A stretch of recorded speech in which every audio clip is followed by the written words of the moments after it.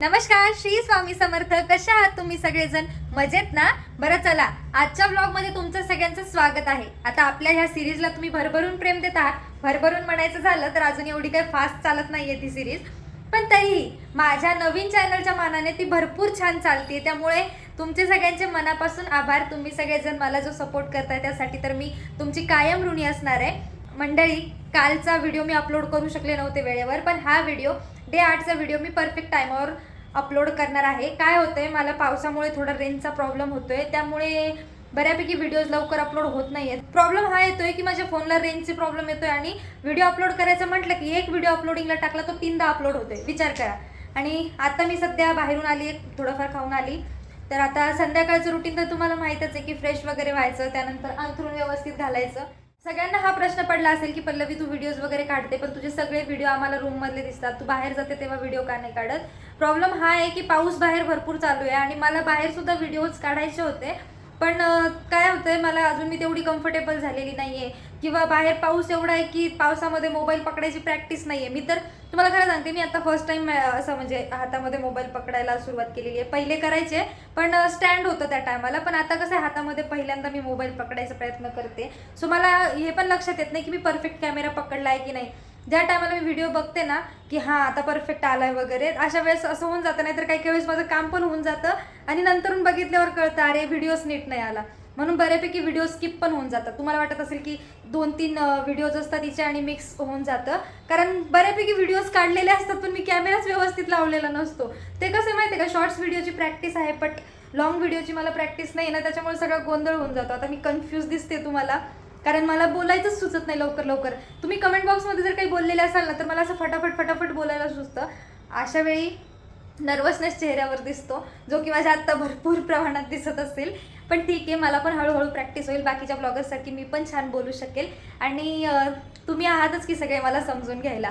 बरं, आता मी सगळ्यात पहिले अंथरूण वगैरे घालून घेते, त्यानंतर फ्रेश होते आणि आपल्याला भरपूर गप्पा मारायच्या आहेत. माझी खूप बडबड वाटत असेल पण मंडळी, मी आहेच बडबडी, काय करू ना. माझी बडबड मी शांत करू शकत नाही. जसं आता एखाद्याला बोलायची सवय असते ना तर तो शांत होऊ शकत नाही, तसाच माझा पॅटर्न आहे की मी खूप बोलते.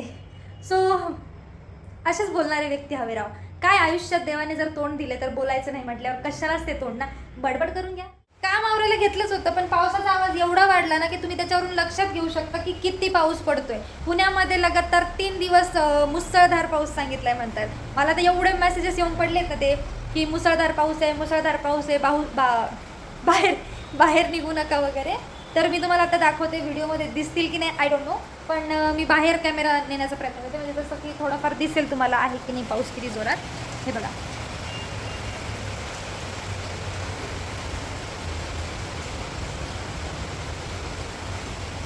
ह्याचसोबत तुम्हाला एक गोष्ट खिडकी लावून घेते म्हणजे आवाज येईल माझा. ह्याचसोबत मला तुम्हाला सगळ्यांना एक गोष्ट सांगायची आहे. आज सकाळी जेव्हा मी येत होती ना जेवण करून, म्हणजे दुपारी सॉरी, तेव्हा इतकं पाणी होतं. मी तुम्हाला दुपारी म्हणजे कालच्या व्हिडिओत सांगितलं पण ना की इतका पाऊस पडलेला आहे की चक्क माणूस भिजून येते हो अख्खं. दुपारी येताना म्हणजे असं होतं की रस्त्याने आपण असं वाटत होतं की कुठल्या एखाद्या नदीतून चाललो, एवढं पाणी होतं. एवढं भिजायचं म्हणजे मला भिजायला आवडत नाही पावसात जास्त, पण इतकी भिजली आहे मी त्या पावसामध्ये की म्हणजे हाऊस नसतानाही भिजणे ज्याला म्हणतात ना तसं झालंय माझ्यासोबत. बरं चला, आता बडबड खूप झाली, मी पहिले झाडून मारते आणि माझ्या फ्रेंड्स पण यायचा टाइम झालेला आहे, सो मला आवरून ठेवते, त्यांना आल्यावर छान वाटलं पाहिजे. चला, ही छत्री इथून ओपन होते खरी आपल्याकडून, तिला बंद करायची टेक्निक पण तुम्हाला सांगते मी. बऱ्याच जणांना माझी छत्रीच बंद करता येत नाही. अशी बंद करून ही इथपर्यंत बंद होते. आता याच्या पुढे काय करायचं हे कोणालाच कळत नाही, पण मी सांगते. एखादी भिंत दिसली अथवा तुम्हाला खाली फरची वगैरे दिसली तर त्याचा सहारा घ्या. आता बऱ्याच जणांना वाटत असेल लुकडी सुकडी आहे बिचारी, कसं होईल. आता माझ्या एवढी ताकद तुम्हाला एक सांगते, ही माझ्या हातून कधीच बंद होत नव्हती आणि व्हिडिओ चालू केला ना चक्क बंद झाली बरं का.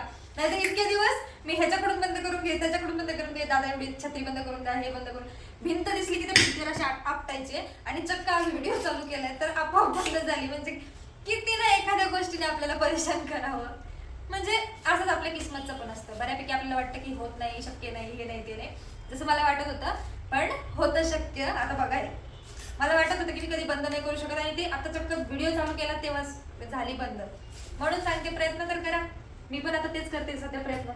तिथून कप उचललाय आणि इथं आणून मांडलाय. बघितलं, आवरते पटापटा आता. ऐक पहिले आता झाडू मारून घेते.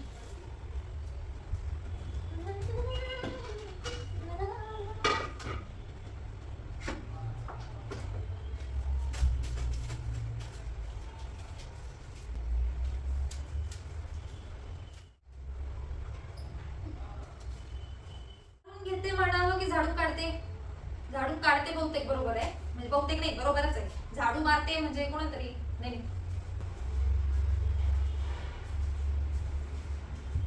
पण मला कोणाला हर्ट करायची बिलकुल इच्छा नसते. म्हणजे मी काही जाणून बुजून कधी कोणाला हर्ट करत नाही.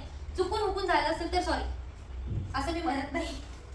काय माहिती, म्हणजे मला असं वाटतं बरं का की जिथे मला माझी चूक कळाली ना, मला सॉरी बोलायला अजिबात लाज वाटत नाही. म्हणजे जिथे माझी चूक नसेल ना तिथं मग काही होऊ द्या, मला सॉरी नसतंच बोलायचं. ना हे खूप पातळ आहे, याच्यावर टाकण्यासाठी गोधडी काढायची आहे. मला माहित होतं की मला कधी ना कधी लवकरच गोधडीची गरज पडणारच आहे. सो मी माझ्या कपाटामध्येच ठेवलेलं आहे.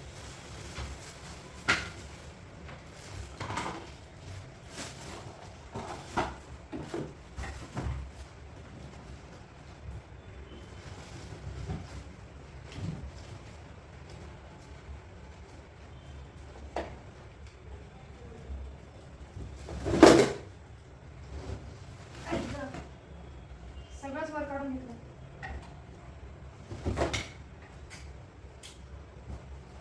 काय केलंय, सगळा पसारा काढला.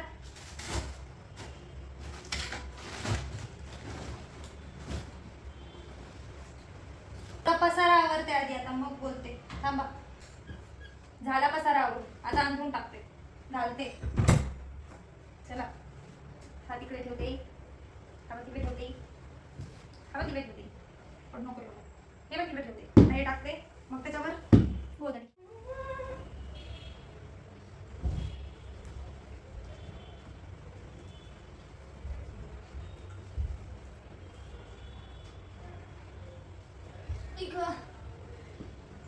आज जरा जास्त जाडजाड अंथरूण आहे माझं, कारण गोधडी वगैरे टाकते ना.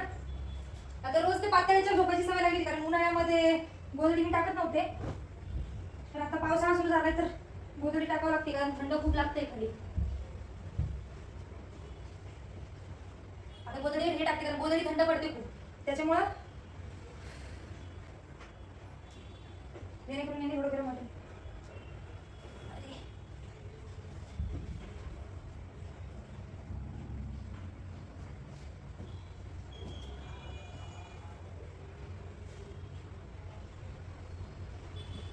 Here is my anthroon is ready. Anthroon ready.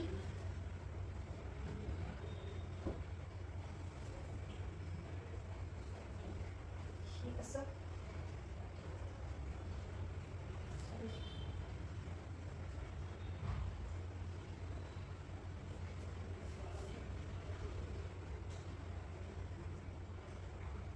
असं डबल लेअर अंथरूण झालं. म्हणजे